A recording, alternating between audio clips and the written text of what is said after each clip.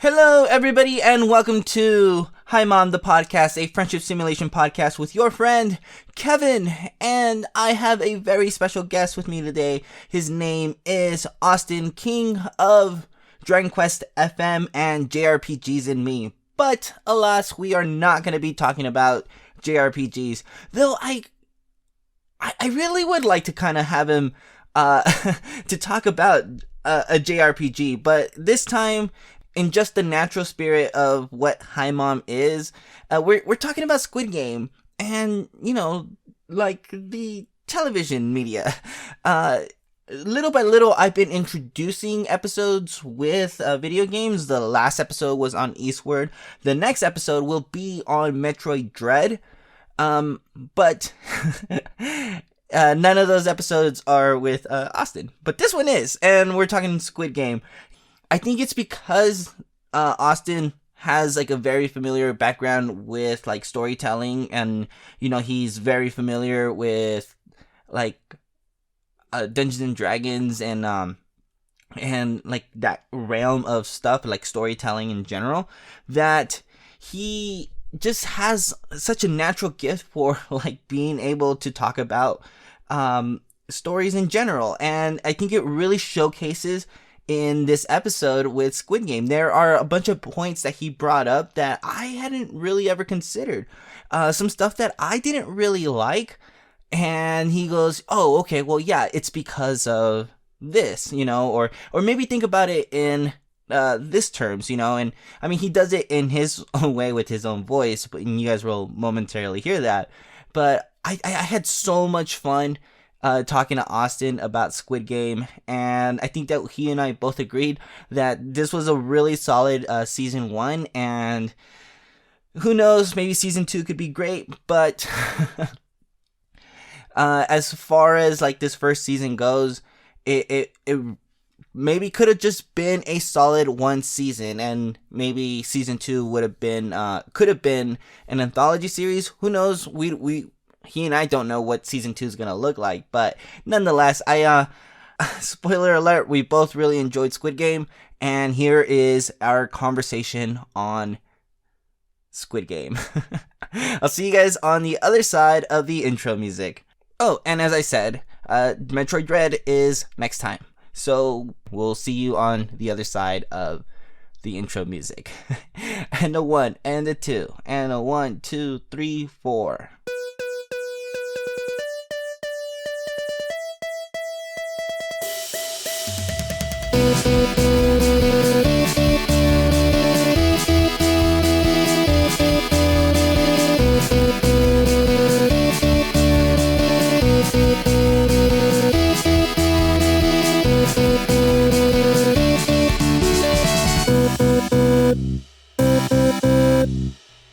And we got another guest today, another friend, Austin, king of Dragon Quest FM. Hi, Austin. Hey, everybody. Hey. Thanks for having me. Say hi to your mom, Austin. Hi, Mom. Hi, Mom. How you doing, man? I'm doing really good. Thanks for having me on the show. How are you doing? I'm doing good. I caught a little bit of a cold this past week. I'm on vacation, and yeah, I'm on vacation from my day job, and I've just been kind of bedridden for the past couple days. Oh, no. Thankfully, nothing too bad. I got tested on Monday, and I got my result Wednesday. Now it's Friday, and everything's good. I'm fine. Oh, awesome. Yeah. Yeah, we, my family and I, we went from Tennessee originally, so we went back home for the holidays like we usually do every year. Yeah. Well, we didn't in 2020 for obvious reasons, but we did this year. And anyway, my kids all got colds by the time we were headed back home, because it's like, I mean, here, I live in Florida where it's like 80 degrees right now. And then we went to Tennessee where it was like 40 degrees. And so it's just like a big shock to their systems, I think. Dude, it's 80 degrees in Florida? Well, southern Florida, yeah. I live on like the very like southern tip of Florida. Yeah, so it's very warm here all the time. Like at night right now, it gets down in like the 60s. Like I think it's like 63 at nighttime, something like that. Oh my God, that's crazy. Because, I mean, yeah, I can imagine it being a shock to your kids, but Dude, I live in Southern California, and like the weather's usually pretty warm. You know, like we get pretty hot Hmm. summers, but like right now it's winter, and so it like I think it was like 40 degrees yesterday, and it's just it. I feel like it never hits it that low. So Yeah. 80 degrees sounds kind of lovely right now. Yeah, I mean, when we moved down here, that was my wife's and my like big thing is that we moved down here for the winters because I mean it's sunny all the time. You don't have the dreariness of like Tennessee, and like generally in the wintertime, it's like the highs are in the 70s, the lows are in like the 60s or 50s, and it's just kind of like that perfect weather for me. It's like it's like I can wear shorts, but I can wear a hoodie and be comfortable. Like shorts, hoodie weather is like my ideal weather. That's a cool combination. Man, that's really funny. I guess like the Florida heat that most people kind of shy away from. It was a selling point for you, huh? Yeah. Oh, yeah. I mean, the summers are awful, but like outside of the summer, like the rest of the year is really nice. That was gonna be my next question. How was the summers? Yeah. I mean, we live very close to the ocean, so it's cooler where we live. Like than a lot of places in northern Florida, like further inland. Yeah. Like it still feels cooler just because we have that like wind coming in off the ocean. But yeah, still summertime is like I don't like going outside in the summertime. It's just like you step out the door and it's like you're instantly sweaty. Dang. That's got to be fun. Yeah, it's not. I mean, okay, because you know, like most people when they think of like Southern California, they think of like like LA kind of weather, and I mean, yeah, if you're close to LA, sure, because you're kind of close to the ocean and stuff. But like the rest of it or I live like a little bit more like like going inward towards California. Yeah. And Yeah. yeah, so it gets really dry and really just it's just Yeah. I yeah, gotcha. yeah. So it is kind of a treat whenever we go to like to the coast or whatever. But yeah. So how's Tennessee? Like, you guys had a good time? Yeah, it's fine. I generally don't like going. I'm just gonna start this whole thing off with like a bummer, but I generally don't like going because it's like, I don't know, just for a lot of reasons. A, it takes a really long time to get there. Like even if traffic is really good, and around the holidays it's not, but even if traffic is really good, it still takes like 13 hours to get up there. Yikes. Yeah. And so like the trip this time was not very fun. The trip up took closer to 17 hours because there was a wreck on the turnpike, and our car was sitting on the turnpike for literally 2.5 hours, engine turned off, not moving because all the lanes were closed while they cleaned up a wreck.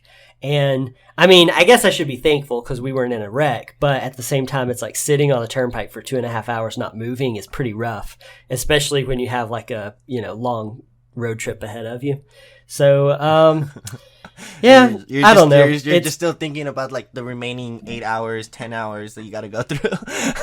Yeah, exactly. Yeah, like so now I've been back home for a little less than a week right now, for about 4 days, and I have not left my house. like I've just been like sitting around. I work from home, and like my kids aren't like old enough to be in school or anything, and my oldest is kind of like, we're doing like a pre-K homeschool thing with her anyway. So it's like we've all just been kind of hanging out at home, and it's been really nice. I think we've all just we're so sick of the car at this point that we're just not like, we're not going to go in the car anytime soon. Are you guys generally like homebodies? I am. You are. Yeah. Big time. Like, my wife isn't compared to me, but is compared to a lot of people. Like, she's not one of those people who's like, oh, I have to like go out every single day. Yeah. But she is one of those people where it's like, after like 3 or 4 days of being in the house, she's like, all right, I got to go somewhere. And for me, I could like live in my house and never leave and probably be fine. Like if my wife doesn't like get me to go somewhere, or like BJ, who I know you know, Yeah. but for people listening who don't, maybe he co-hosts Dragon Quest FM with me and is like my BFF. And him and his wife, like when they come down and stuff, like I'll get out of the house for them. But yeah, I'm very much a homebody. That's cool. I'm probably closer to your wife. I can be home for like 3 or 4 days, or about maybe, and then maybe like that 5th day, I'm like itching to get out, looking up on my contacts and seeing like who can I visit and who can I bother. I gotcha. Yeah, like that was one thing about being like home for the pandemic. Like I know it was really hard on a lot of people, being at home, but like for me personally, I like thrive during that time because I'm just like, cool, can't go anywhere. That's like A-okay with me. Like I love being home. Dude, but that was really cool too, because you even kind of like capitalized on it, because you're like, yeah, I'm making these like at home podcasts, and I don't remember all of them, but I remember listening to a couple and stuff, and I was just like, oh, that's really cool. I think I remember listening to one you did on Trials of Mana. I feel like I remember that, or maybe I was just playing Trials of Mana when I was listening to one of yours. No, I think I did one. I don't know. There were a lot. Yeah, I did them like, it was almost like 60 days in a row when the pandemic first happened. I was just doing them every day. I mean, it's kind of like just building a little routine, huh? That's really cool. Mm-hmm. That's really cool. Yeah, so what was I gonna say? Dang, I kind of lost it. But that's no worries. Yeah. Alrighty, Austin. So we're here to talk about Squid Games. Mm-hmm. Gosh, are you ready to talk Squid Games or Squid Game? The Squid Game. Yeah. Cool. Yeah, of course. To you about it because I was listening to Dragon Quest FM. And mm-hmm. you and BJ, you guys are really good about kind of staying on topic. But one of my things that I really like about Dragon Quest FM is when you guys do go on those like occasional like tangents, and you guys went on Squid Game, and I hadn't seen the show. I hadn't really been interested in watching the show. Just because I was like, oh, it's a death game. Like I've seen that before, and then you and BJ were talking about like the finale, or like the twist ending or something, right? And I think you said that your wife was the one that she saw it coming, and she normally doesn't see those type of things coming, right? Am I remembering that correctly? Yeah, that is correct. Yeah,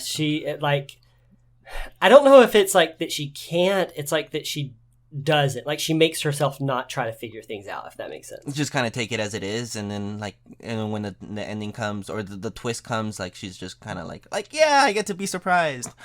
Right? So, yeah, kind of. And like I'm the opposite, so I'm like very much like from the get-go. It's not that I even try to. It's not that I'm like, I like sit down and I'm like, oh, I got to figure out this mystery. It's just like as I'm watching it, I just think of it. And I think it's because like in my free time, like I do a lot of writing and stuff. Mm-hmm. And well, now that's what I do for work too. But even in my free time, I do a lot of writing. So I think it's maybe from just like a liking to create like stories myself, kind of like standpoint. And I realize that sounds pretentious right now as I'm saying it, but no, you're good. It's like, but it's like that kind of thing. It's like I don't know. I can like pick up on things, and I start thinking like, okay, if I was writing this, like this is the twist I would put in, or like this is what I would do, or like, okay, I think I see where they're going with this. I just kind of can't keep my brain from working that way when I watch stuff. Yeah. And so anyway, it's just like, no, I get it. I mean, like I do the, like I got really into like analytical YouTube and stuff, and so I started doing it myself, and I started looking for it, and but you guys were talking about it, and that twist was enough to kind of like, all right, I gotta check this out. Yeah. And I I texted my friend who is like doesn't care about spoilers, so I was like, all right, if I'll ask her for the spoiler, and if she tells me like it intrigues me enough, I'll watch it. And so she told me, and I'm like, all right, I'm doing this. And anyways, and then I think it was in that same podcast that you talked about. Oh, you know what? I'll get to it. I'll get to it. Let's just get into Squid Games. Yeah. So, what did you think of the show? I mean, I really loved it. It was one of those shows that I knew a little bit about ahead of time because I'm my like day job, I guess, is like I'm a game features editor at Screen Rant. Mm-hmm. So because of that, and because it's like primarily, you know, a movie and TV website. So there's a lot of movie and TV things that pop up like when I'm at work all the time. And so I had seen not any major spoilers, but like I knew before I'd ever watched it who won the Squid Game. And like a couple of other things like that happens because of work. But I hadn't watched it at first. And then it like really blew up, you know? Yeah, it really did. And so I was seeing it like on Twitter all over the place. I was seeing it, you know, at work all over the place. And I was like, man, I don't know anything about this, but it looks pretty cool. And then my wife, either a friend, family member recommended it to her, or she just saw a trailer for it or something. But either way, she saw it and was like, hey, I really want to watch this show. And I was like, cool, you know, I'm up for it. Let's give it a shot. Kind of like making me leave the house. If it weren't for my wife, I'd probably never watch anything new either. Like I'm very much just like I just watch reruns of like The Office and like Community and like Parks and Rec, that kind of stuff. And so I was like, yeah, I'll watch it with you. I've heard really good things. It looks interesting. Let's give it a shot. And so we sat down and watched like the first couple of episodes into it, and just, I mean, even from like the beginning, we liked it, but it was one of those shows that like, it was just like instantly hooked. Like there's some shows that I feel like that you have to kind of give it a few episodes before it gets good. Like whenever I'm recommending Parks and Recreation to people, I'm like, you got to watch like the first season before it really like kicks into what it's like trying to be and stuff. Yeah. And The Office feels that way too, but like Squid Game, like from the get-go, like really captured my interest. And like, honestly, the only other show I can think that has really done that for me from episode 1 is probably Lost. Okay. And maybe like Community. Yeah. I don't know. Usually it takes me a while to get into episodes, but this one didn't. Like I was hooked. Yeah, I haven't seen Lost. I think for me, I got into it after episode 2, and it was because everybody went home, and because I was like, oh, okay, well they're in the death game, you know, they're not gonna vote to go out, and then I'm so sorry everybody. Yeah, we're gonna get into spoilers because I mean the show's been out for a little while, you know. Yeah. So I like, if you're listening to this, I mean Austin just said it. Episode 1, he was hooked, so go watch it if you haven't seen it. But we're gonna get into it. But you know, like the first episode, I thought that the like all of it was really good. And I was just like, okay, yeah, this is cool, but it hadn't hooked me yet. I think what got me was when they're voting to go out, and I was like, they're not gonna leave. Like they already saw how much money they can potentially make and stuff, and then because I knew the spoiler about the final vote, or not, you know, the person who casted the final vote, I was like, yeah, they're not gonna go home. And then when they went home, I'm like, oh shoot, okay. All right. Okay. This is important. And that's when I was like, okay, they're gonna be doing, I don't know. I guess like they're gonna be subverting it a little bit, and I think that's when I finally got sucked into the show, because I thought it was so important that they left the game so that they can see how terrible it actually was for them at home, and you know, kind of really motivate them, or kind of push that commitment to play the game, you know, knowing the consequences of losing. Oh yeah, definitely. That was kind of one of the first big surprises for the show for me too, is because even though I did know a few spoilers, I didn't realize that they would go home, and so it was kind of like it was kind of like a subversion of expectations, because it's like it's called Squid Game. You know they're going to play other games, and then all of a sudden they like go back home, and it's kind of like, well, that's weird. And right. And yeah, I think it was important because otherwise, like, I think it added some more like credibility and believability to the show, because it's like, if, a lot of people voted not to go home after like this horrendous, violence and stuff. Mm-hmm. Then at a certain point, it would be like, why don't people just like give up and go home? Like, this is kind of crazy. Like, this would be a major shock. And so I think it did make it seem more realistic that they left. I didn't even think about it like that. They were like, yeah, my life sucks. And then that's why, most of them at least were like, yeah, we're going back because I got to have money. And so I think it did kind of help it feel more realistic. Yeah, dang, I didn't even think about it like that. And then after that, like, a few characters try to, invoke that, the plea to go home, and I mean, by that point, everybody was pretty much committed. Yeah, shoot, dude, what like, do you have any like standout moments that like really, really kind of got you?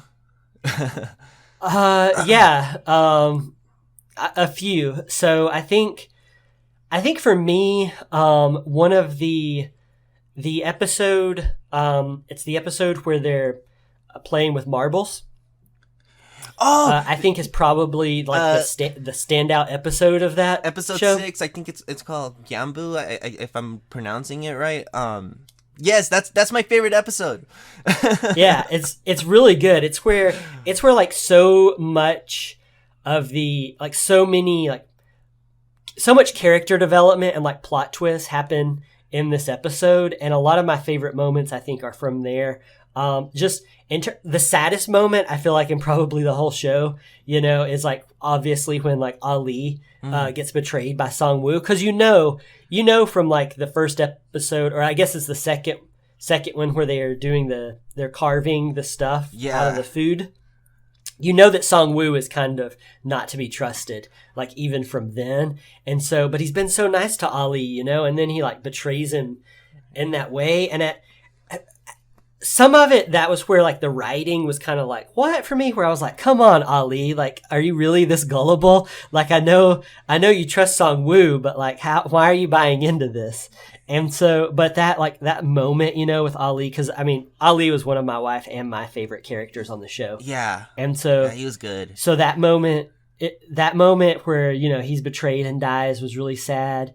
The friend, I can't remember her name. She's only in like 2 episodes, but that Sai Byuk befriends and that partners up with during that, like, they did such a good job in that episode of, this is a new character you haven't seen too much of.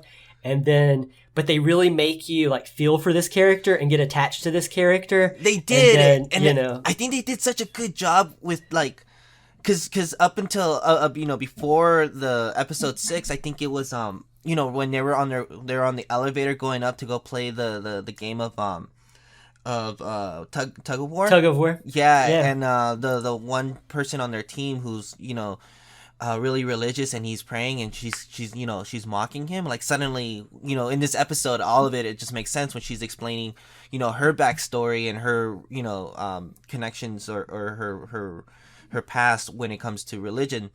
Like, why she was like so mocking, and it's just like, like you said, it was just a couple episodes, but like suddenly you're like, you feel for the girl, and you're like, dang, when she she's I guess would she sacrificed herself for so that's what's her name, Sai Byuk, so that she would win, like that was a tender moment, I think. But I wanted to go back to Ali. Dude, so you thought that, you're like, dude, no, come on, like, you're not that gullible, right? Yeah. I had a feeling that he was gonna betray him, but because he's like, it's been kind of hinted at that he's not to be trusted, all the way up until this point. But I wanted to be like Ali and believe that he had something in mind. Yeah. So I think I don't think Ollie's too gullible, but maybe that's just because I wanted to believe in him too. I gotcha. Yeah, I and maybe it's just like a personality thing because I'm usually pretty skeptical about like most things in general. So maybe it's just like if somebody were trying to tell me that, I would be very skeptical of it. So I was like wanting Ali to be skeptical of it too. So I was just like projecting or whatever. Yeah. But yeah, that moment was really good. I think one of my favorite moments, not in that episode, is whenever I can't remember the characters' names, but there's the one guy, Duck Han, the like tough gangster guy. Oh yeah. He is whenever he gets kind of like his comeuppance, and the lady that he's kind of been mistreating and who is like really annoying in the show throughout my God. like, all the episodes. But whenever she gets like her revenge and tackles him, and they fall off like the bridge, like that was one of those moments where I was just like, this was a good ending for those two. Dude, when that finally happened, I was like, good riddance. I got so sick of both of these two characters. Yeah, I did too.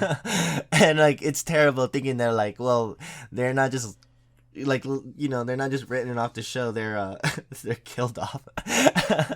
But yeah, it was kind of like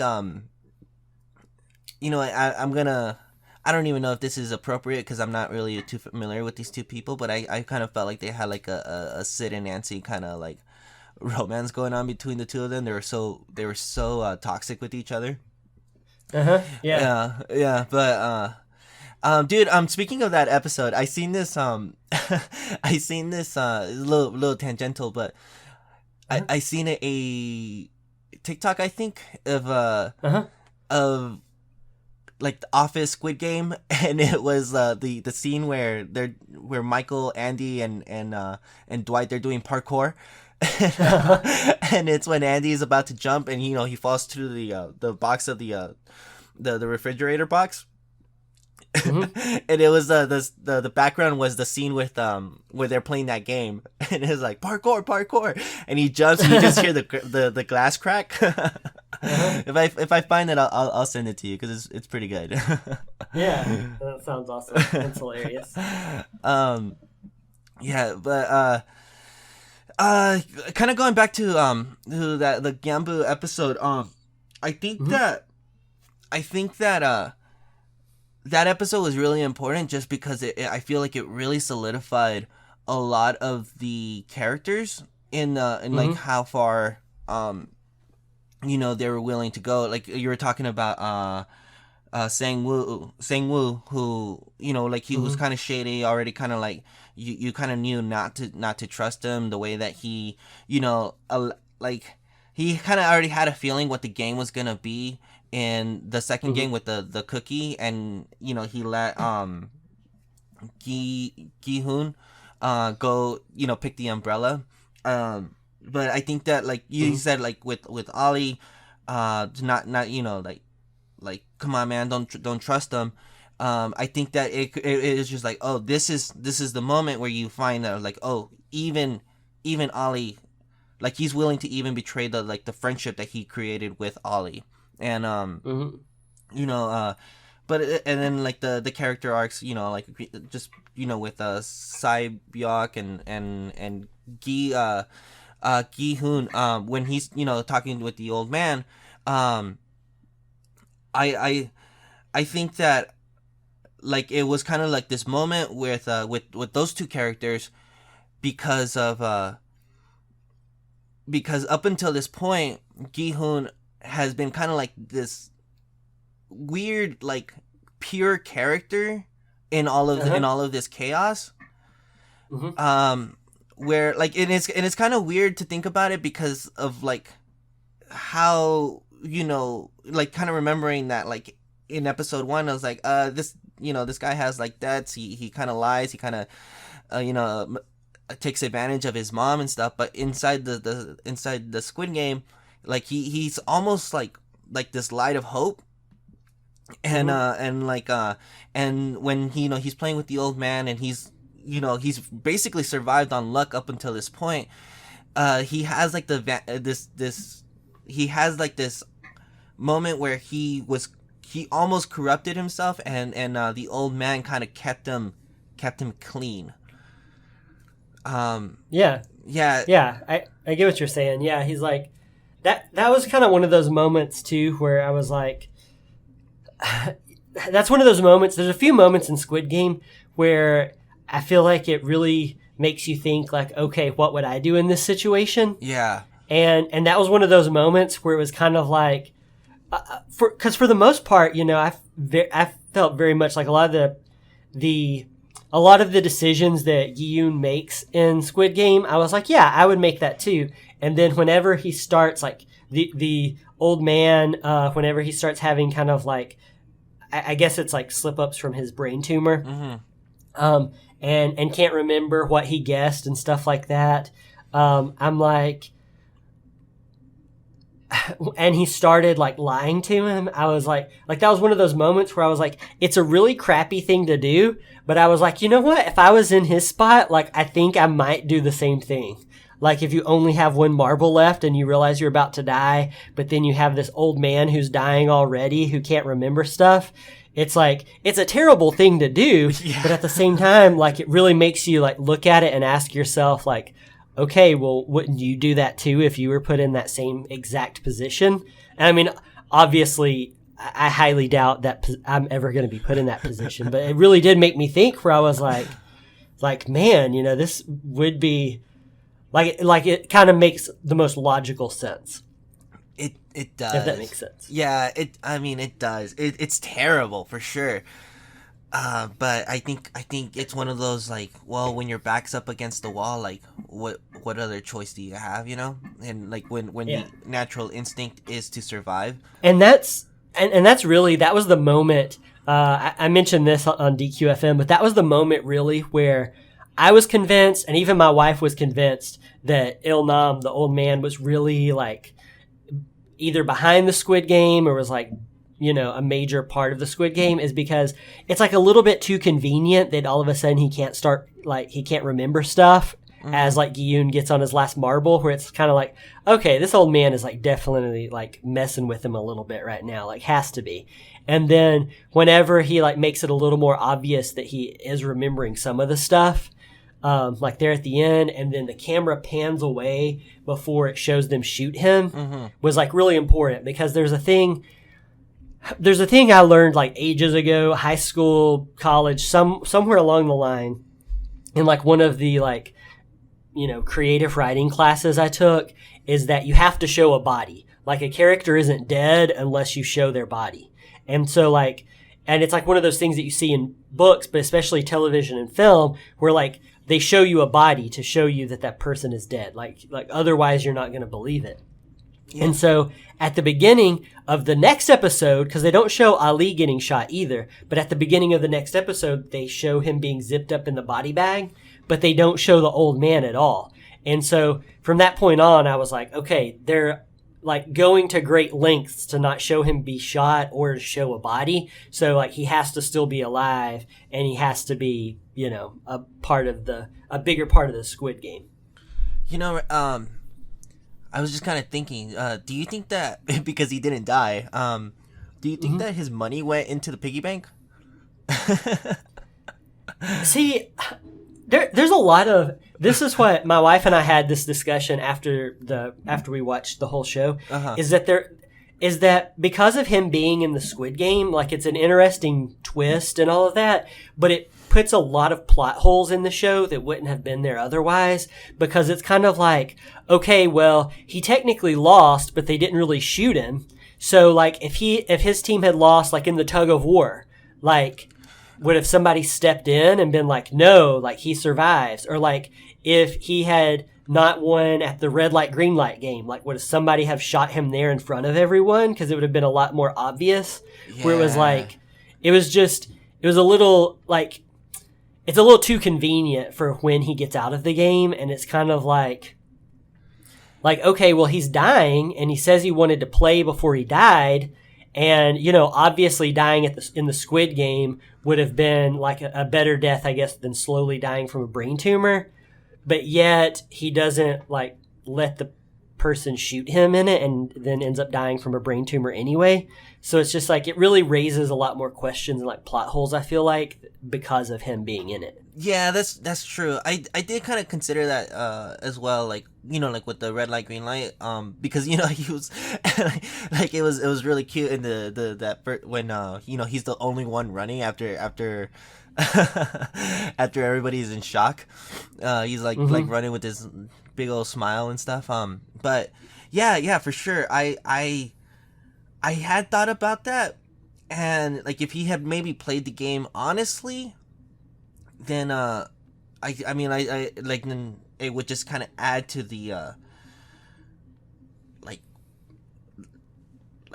the weight of him being there, you know, and man, like now that you mentioned that, I was like, yeah, it was a little too convenient, like when he exited the game. Dang it. Yeah, and I think, and that was really like what with him having a smile on his face there during red light green light. That was when I first told my wife, I was like, he's got to be in on it. And then I told her, kind of half joking at this point, because it's only like the beginning of the first episode, right? But like half joking, I was like, you know what? I think they're going to do like a Saw twist. And it's going to be that this old man, he's dying of cancer. So he's playing this like sadistic game before he dies of cancer. Just like, you know, the original like Saw premise, you know. Mm-hmm. And I said it half joking. But then, you know, that turned out to mostly be the case.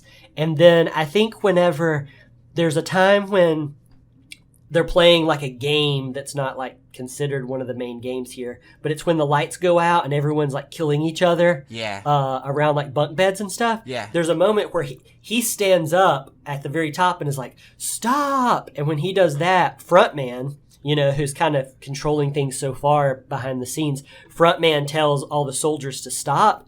And when that moment happened, I looked at Grace, my wife, and I was like, see, I'm telling you, he's totally the one controlling everybody. They stopped because he's told them to. Like, because it looks like from, you know, if you're just like watching it, it looks like he's just telling the people fighting to stop. Uh-huh. But then at that exact moment, Frontman is like, okay, stop. And that's when I was like, yeah, this guy's calling the shots. Like, he's got to be. And that's like episode 3 or 4. And then, you know, it was just one of those things that started off as a joke, yeah. But then I was like, it started off as a joke, but then like each episode you went further into it, I was like, yeah, this guy's it. And then the moment they didn't show him get shot, even my wife was like, okay, you're right. He's definitely behind it all. Like this is totally what's going to happen. And so by the time that it's actually, you know, meant to be like a big reveal that he's still alive, mm-hmm. I feel like by that point, and maybe, you know, people listening can correct me if I'm wrong here, but I feel like by the time that big reveal gets there, I feel like most people have probably figured it out, but maybe not. Well, I don't know. I mean, I went into the show knowing the twist, so I was looking for it, but I didn't pick up on it when you said that he, you know, he's crying for it to stop, you know, for everyone to stop. I kind of just, I guess maybe I had like kind of like set it aside in my mind, and like I took that moment as just kind of like a, you know, like a moment of humanity where like everybody just kind of remembers where they're at, and then like you know the little old man, he's, you know, he's crying and begging everyone to stop, that it kind of like put everyone kind of back into their place, mm-hmm. or kind of like to regain their senses. That's kind of how I took that moment. But I mean, dang it, you know, and I'm kind of feeling bad for your wife right now, because I feel like, you know, it started off as a joke, but I think you kind of led her there. I kind of ruined it. Yeah, she all the time tells me when we're watching stuff, she's like, don't tell me your guesses, because I mean, this is gonna sound like I'm bragging, but I promise I'm not. But I'm really good at guessing endings to stuff, and like guessing like plot points and stuff in movies and TV. And so early on, when we first started dating, like she told me before we were even married, she was like, I just want you to like not tell me your thoughts when we watch a movie. Like, let me just watch it, because like because I don't. I'm not gonna. I don't need that. Think of this. Yeah, and like with the Squid Game thing, it really was like normally I don't blurt that stuff out anymore, but in Squid Game it really was just kind of like a joke, like haha, they're gonna do a Saw ending. Nobody should be smiling that big, during like when all these people are getting shot. Like it was kind of just like a joke thing, like a comment. Yeah, and then but I could see where it would be a joke at first because it was like a big cheesy smile and stuff. And if you don't know, yeah, you're going in the first time like, oh, wouldn't it be funny if he's in on it? And yeah, so I could see where it started off as a joke, but then all the pieces kind of lined up for you. Yeah, I outside of the Il Nam old man stuff, because I didn't really like that because of the plot holes and just like how obvious I felt it was. Like that was kind of one of the complaints I had with Squid Game. I also didn't like the ending too much. Oh my gosh. I don't know. How did you feel about the ending? Dude, man, okay, so I didn't care for it either. Like yeah.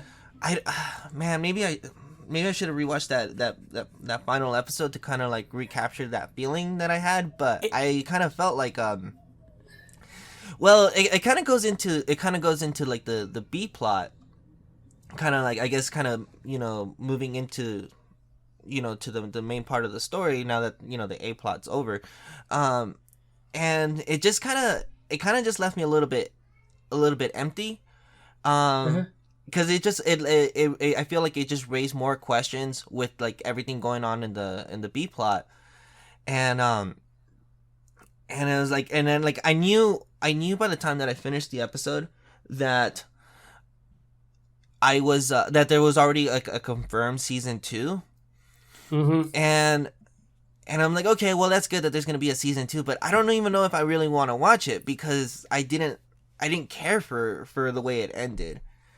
Yeah, that's kind of my problem too, is that's really the main reason I didn't like the ending, is because if Squid Game had just ended, like right here, like in the last episode, if it had just ended with Gi-yoon getting on the plane to go see his daughter and all of that, it would have been fine. You had some sadness, you had some happiness there at the end, with like him finding his mom dead, like that's really sad. But then, he takes Sai Byuk's brother to Song-woo's mom, and it kind of ties a nice bow on that. Yeah, like and that, so that it's stuff like was nice. Well, the stuff with the brother and the mom, Yeah, and then when he gets off the plane and it like sets up season 2, that's where I was just kind of like, man, like why, like if I would even be open to a season 2 if it was more like an anthology series where like season 2 was completely different players and everything and followed different characters and a different plot.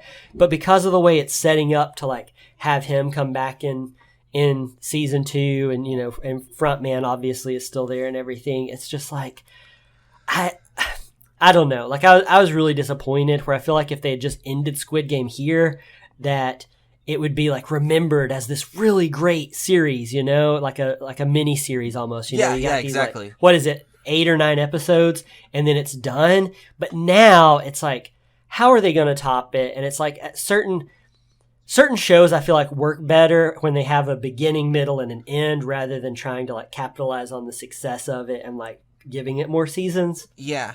And so I'm just, and maybe season 2 will be great. Who knows? But right now I'm just kind of like, they should have just ended it. Like end it on a high note. Definitely. I completely agree. Just because I didn't care for the whole Frontman stuff. Like, well, I think it kind of goes back to where I thought it was gonna be like an anthology series when I heard that there was gonna be a season 2. I'm like, oh, okay, well they're gonna do the Squid Game again, and it's gonna be a whole different cast of characters, and I thought that that's what it would have been, and it might just be that, and then like the B plot now in season 2 will probably be with Gi-hoon, chasing Frontman, and it could very much be that, but like the whole Frontman stuff, like I didn't like it. Like I didn't like the twist ending or the twist reveal of Frontman being the brother of the cop, whose name Junho. Junho, yeah. Yeah. I was kind of like the whole Junho undercover cop thing. I mean, there were some interesting moments, and I think that whole like plot line was really just there to kind of give viewers like show them like the inner workings going on behind Squid Game, but like the organ harvesting like subplot that was going on and the stuff with Junho just kind of felt like, I mean, it was interesting, but it also at the same time felt kind of tacked on, where it was like if you had cut all of that stuff out of this show, like the show still would have been really, really good. I was wondering what your thoughts on that was also, but cool. yeah. I mean, I liked it. It wasn't like every time it went over to that plot line, I was like, rolling my eyes and like, oh, here we go again. It wasn't like that. Yeah. But it was just kind of like, okay, like this is interesting, but like I care way more about the other stuff that's going on the show. And whenever it was revealed that frontman was his brother, it was kind of like, because they had mentioned like in a previous episode, he had found out that his brother had actually won the entire thing. Right. And so I thought it was kind of interesting to show that like, not only did he win it, but then he also became like, literally the front man, for Il Nam and everything, for this like entire, stuff. But like that, and then they bring in like the other masked dudes from like other countries, and it's like revealed that they do Squid Games in other countries too, and like you have this like secret organization and stuff like that. And it was like, it was interesting, and I can see how they could like, that opens it up for like a much bigger like show and more seasons and stuff. But it was kind of like, yeah, I think like I think that was to open it up. I'm so sorry. I don't mean to interrupt. No, go ahead. I think that opened it up so that they could do spin-offs. Like it doesn't have to necessarily be a Korean cast. Like they could do Squid Game Australia or something like that. I think that's. But I didn't like the VIPs. Oh yeah, I didn't.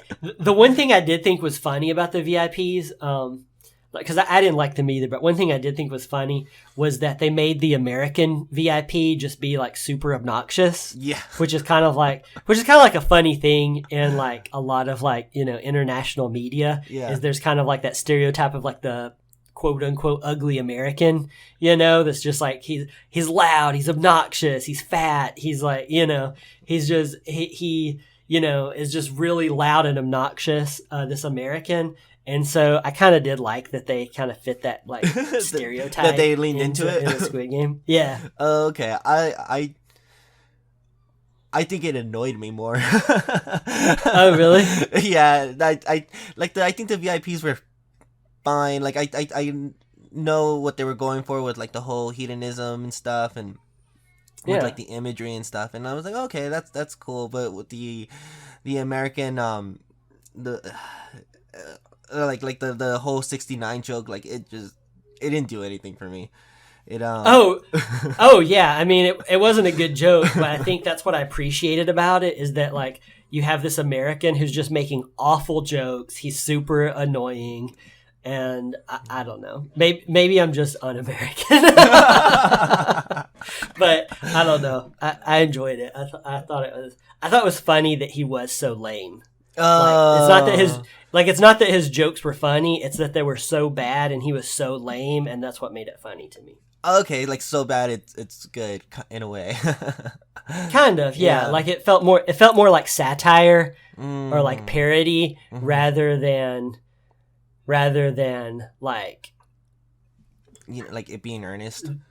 Yeah. I understand what you're saying.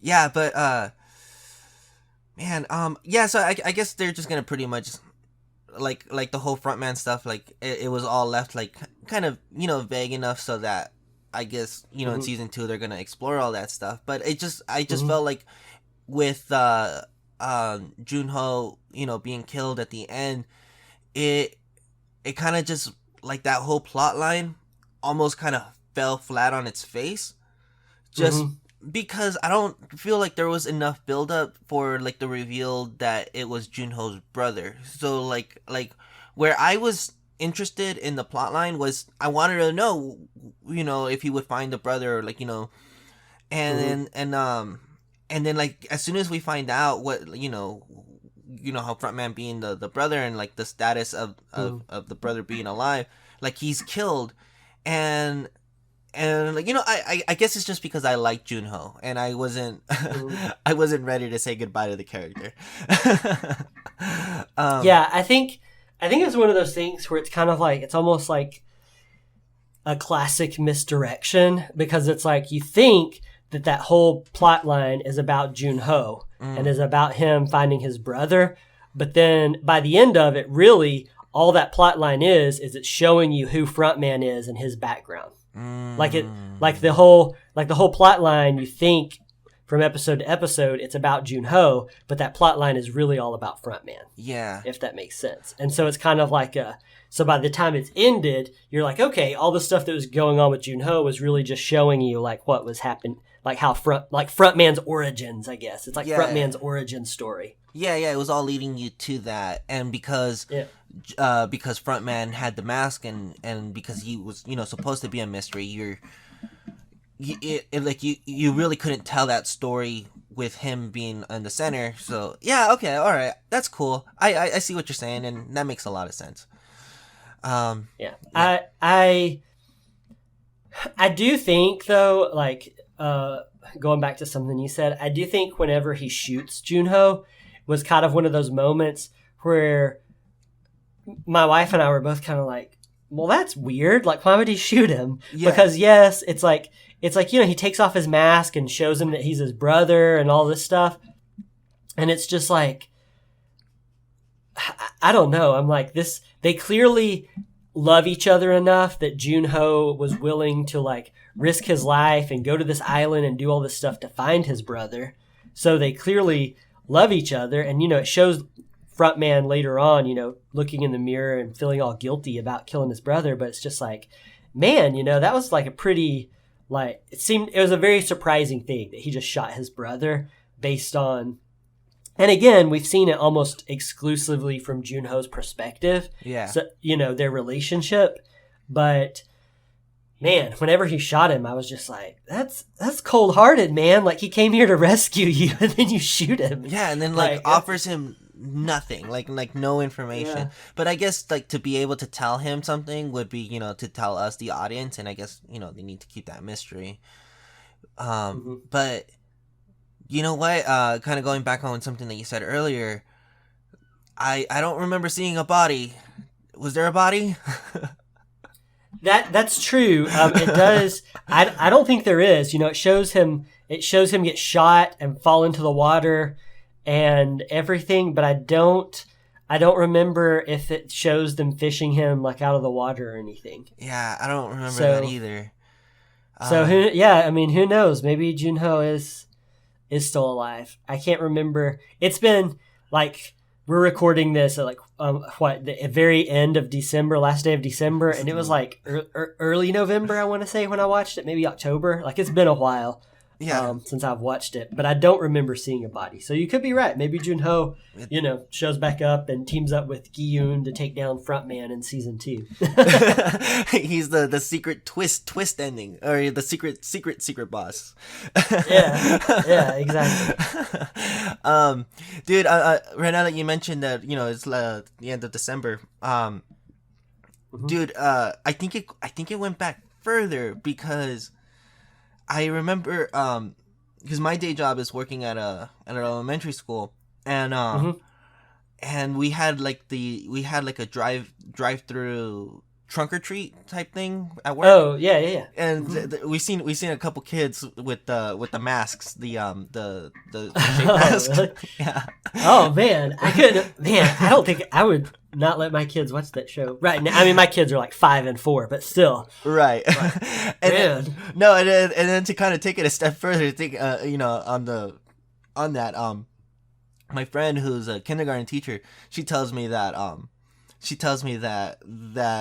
during recess she heard the kids playing or she saw the kids playing red light green light, and the whole reason she watched the show was because she heard the kids saying I was like, oh, you're eliminated. And just like, oh my god, why are you guys watching this? That sounds brutal. Yeah. Wow. Yeah, for sure. I mean, my parents growing up, my parents were pretty lax about like what like they let me watch, and I mean to a certain degree I am, but at the same time, like I don't think I'm gonna let my like 5-year-old watch Squid Game.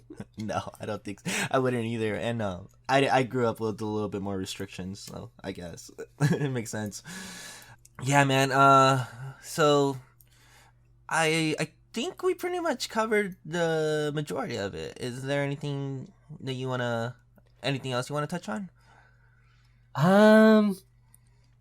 No, I think that was really all the biggest moments for me, at least from Squid Game. Yeah, I think so too. I guess. Oh, I guess. Uh-huh. I kind of remembering right now that when we were talking about Junho, Uh-huh. I felt like there was maybe some social commentary in the moment where he got shot that I wanted to get back on. You and I don't think. Well, I don't want to speak for you, but I don't think either of us really have any semblance of it or understanding of it. But the front man, he mentioned to him that was just like, because he was like, I already notified the police, they're gonna be coming this way, and I think he said something like, it was like, yeah, when have you known the Korean police to be on top of their jobs? And I thought that was kind of funny, worth kind of mentioning a little bit. And sure enough, like I don't think anything came of it, but who knows? Maybe it'll lead into season 2. I want to believe that the Junho stuff, like it wasn't all in vain. I mean, I agree with you in it being Frontman's origin story, but I want to believe that it's not gonna just end with Junho just dying like that, and all the work that he put in, it being for nothing. But yeah, I don't know. Maybe that's just me being an optimist. yeah. I mean, that's really how I felt about Sae-byuk when she died. Is because so at the end of that episode, like when the glass explodes and everything, and it like is in slow mo for such a long time, showing the glass explode. My wife and I were talking about, we're like, man, how did that glass not just like stab through all of them? And then, sure enough, in the very next episode, that's like you find out, that she has the glass in her stomach, and it's like such a sad thing that happens, and you really learn to love that character over the course of the show, I feel like, and then just. When Song-woo like slits her throat and everything, like that was a pretty big shock. Even though Song-woo is like a bad guy at this point. Yeah. It's just like, man, like that was just one of those moments where it was just like, it was like so devastating, and it was just like, man, all of that was like for nothing. And so that one really stung. I think even more than Ali, just because Sae-byuk was on the show longer, like more than any deaths, like Sae-byuk dying was like the biggest death for me, where I was just like devastated by it. Yeah, I agree, because like they had kind of Gi-hoon and Sae-byuk. I think that they started off with this antagonistic relationship, but they kind of grew to maybe appreciate each other, or learn to trust each other. Yeah. And I think it hurts more because he was ready, like again, kind of, Gi-hoon, like him being the pure character in all of this, like he was ready to kind of, step over the line, and he was ready to go, make a move on man, I already forgot his name. The childhood friend. Shoot, Sang-woo. Sang-woo. Yeah. Yeah. And she was the one that told him not to do it. So I think that's why it really, really hurt. That like I don't think.